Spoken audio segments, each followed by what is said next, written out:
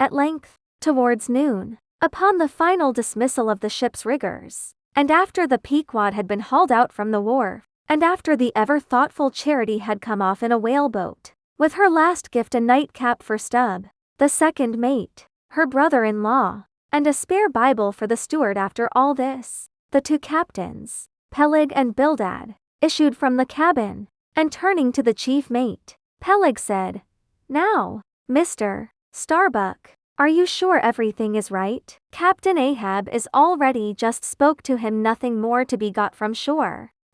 Well, call all hands, then, muster 'em aft here, blast 'em, no need of profane words, however great the hurry." "Peleg," said Bildad, "but away with thee, friend Starbuck, and do our bidding." "How now?" Here, upon the very point of starting for the voyage, Captain Peleg and Captain Bildad were going it with a high hand on the quarter-deck, just as if they were to be joint commanders at sea, as well as to all appearances in port. And, as for Captain Ahab, no sign of him was yet to be seen, only, they said he was in the cabin. But then, the idea was, that his presence was by no means necessary in getting the ship under way, and steering her well out to sea. Indeed, as that was not at all his proper business, but the pilot's, and as he was not yet completely recovered, so they said, therefore, Captain Ahab stayed below. And all this seemed natural enough, especially as in the merchant service many captains never show themselves on deck for a considerable time after heaving up the anchor,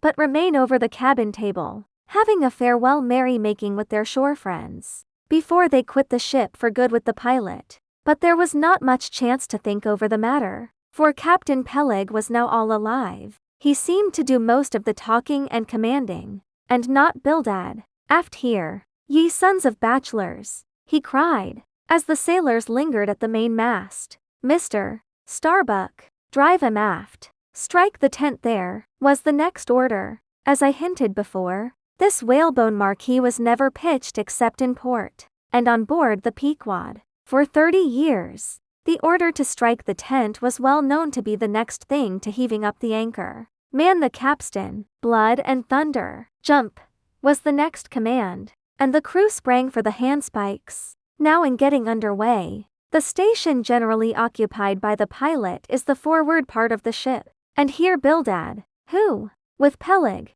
be it known, in addition to his other officers, was one of the licensed pilots of the port, he being suspected to have got himself made a pilot in order to save the Nantucket pilot fee to all the ships he was concerned in, for he never piloted any other craft. Bildad, I say, might now be seen actively engaged in looking over the bows for the approaching anchor, and at intervals singing what seemed a dismal stave of psalmody, to cheer the hands at the windlass, who roared forth some sort of a chorus about the girls in Booble Alley, with hearty goodwill. Nevertheless, not 3 days previous, Bildad had told them that no profane songs would be allowed on board the Pequod, particularly in getting under way, and Charity, his sister, had placed a small choice copy of Watts in each seaman's berth. Meantime, overseeing the other part of the ship, Captain Peleg ripped and swore astern in the most frightful manner. I almost thought he would sink the ship before the anchor could be got up. Involuntarily I paused on my handspike, and told Queequeg to do the same, thinking of the perils we both ran in starting on the voyage with such a devil for a pilot. I was comforting myself, however, with the thought that in pious Bildad might be found some salvation, spite of his 777th lay, when I felt a sudden sharp poke in my rear, and turning round, was horrified at the apparition of Captain Peleg in the act of withdrawing his leg from my immediate vicinity. That was my first kick.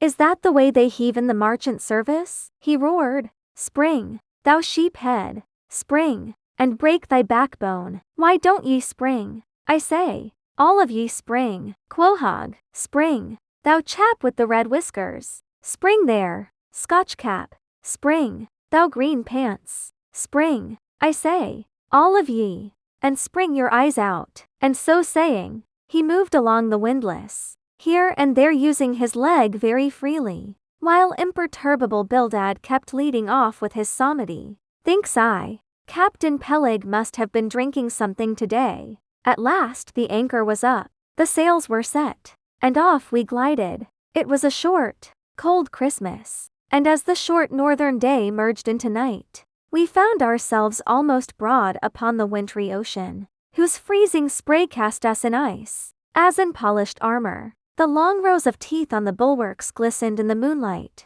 and like the white ivory tusks of some huge elephant, vast curving icicles depended from the bows. Lank Bildad, as pilot, headed the first watch, and ever and anon, as the old craft deep dived into the green seas, and sent the shivering frost all over her, and the winds howled, and the cordage rang, his steady notes were heard. Sweet fields beyond the swelling flood stand dressed in living green. So to the Jews old Canaan stood, while Jordan rolled between. Never did those sweet words sound more sweetly to me than then. They were full of hope and fruition. Spite of this frigid winter night in the boisterous Atlantic, spite of my wet feet and wetter jacket, there was yet, it then seemed to me, many a pleasant haven in store, and meads and glades so eternally vernal, that the grass shot up by the spring, untrodden, unwilted, remains at midsummer. At last we gained such an offing, that the two pilots were needed no longer.